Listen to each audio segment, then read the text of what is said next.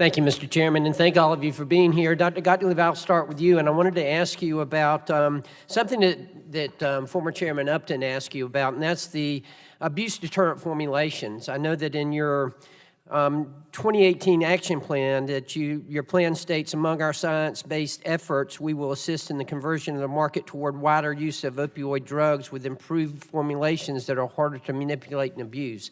Just wanted you to comment on that and what you see as the role of these particular formulations in the future.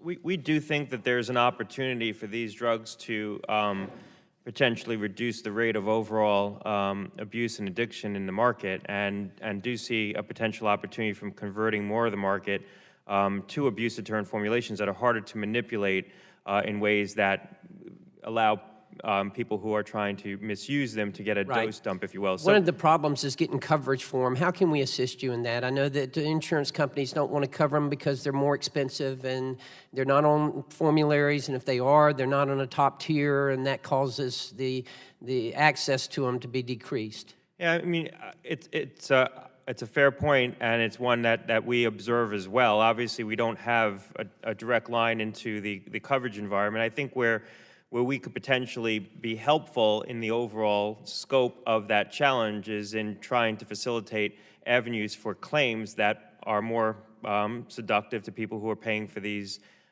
drugs. And so that's why we're trying to move in the direction of accumulating data that can allow us to make a determination that when these drugs are used over a population, they do in fact reduce the rate of addiction and abuse. And we are continuing to collect that data. I made the point before, we're going to have to make a policy decision at some point whether or not, as a policy matter, we think the totality of the data demonstrates that as you convert the market to abuse deterrent formulations, you cut down on abuse. Let me ask you about unit dose packaging. Some years back, you put Halcyon under unit dose packaging, and it worked very well. And I'm just wondering what the holdup is. What will you base that decision on if you decided to go that route with opioids? Is there something you have to base it on? We would want empirical data, public health data, to demonstrate that as you move towards blister packs, you in fact are going to cut down on the rate of addiction and abuse. Hasn't that been proven with Halcyon? Well, we'd want to prove it in this context, but you'd also want those to be evidence-based insofar as you'd want to be blister packing drugs in unit of doses that comport with what common prescribing is. And we are in the process of developing that data. We now have very good data from our Sentinel database that we will be making public at some point in the near future. Okay. All right. Thank you very much, Doctor. I'm sorry, I just got so much time. Dr. Jones, always good to see you. Thank you for being here. Let me ask you something. I know that health professional education is going to be extremely important, particularly as it relates to doctors and to pharmacists. I remind you that pharmacists are not law enforcement officers. It's unfair to ask us to profile and say that this patient does not need this pain medication. I've often said that the only thing worse as a pharmacist for me to fill a prescription that's going to be diverted or used in an unwarranted way is to not fill a prescription for a patient who truly does need it. So I just give you that warning. But I want to thank you and compliment you on your points that you've made today about comprehensive, complete rehabilitation. I've often said that we've got two problems here, two distinct problems.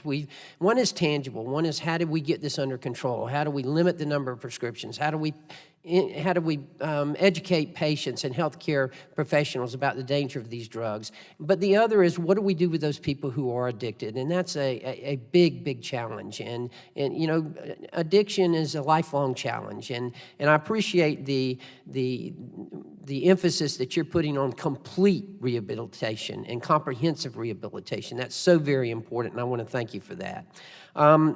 Dr. Schuchat, I wanted to ask you, how many states require how many states right now require doctors to look at BDMP before they write a prescription for an opioid? I know that Georgia is starting July 1st.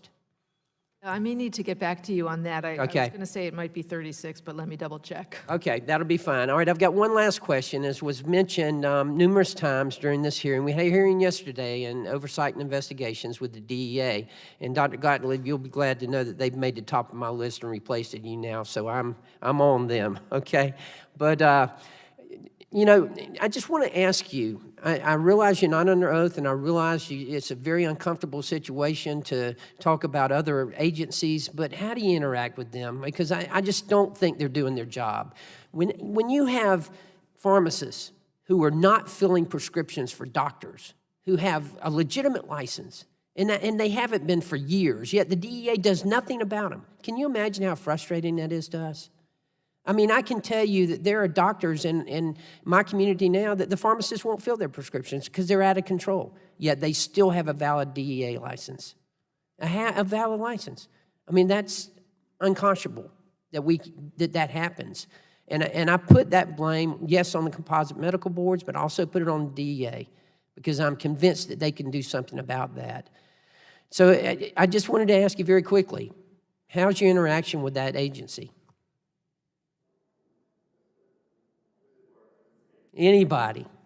All three of you. And if you could be quick, because I got one last thing. Oh. All of you. Yeah, I mean, we actually did an exchange with DEA and are trying to strengthen the interactions, but I think you just speak to the system needs improvement. Oh, it does, so bad. I'll just comment, Congressman. It's actually very good right now. I mean, historically, there have been challenges if you go back 15 years, but right now we have a good working relationship with them at a staff level and at a leadership level. And I've met with Mr. Patterson a number of times and talked to him about things we could be doing together to further expand our footprint Okay, together. Dr. Jones? Thanks. We've kind of run over time on this.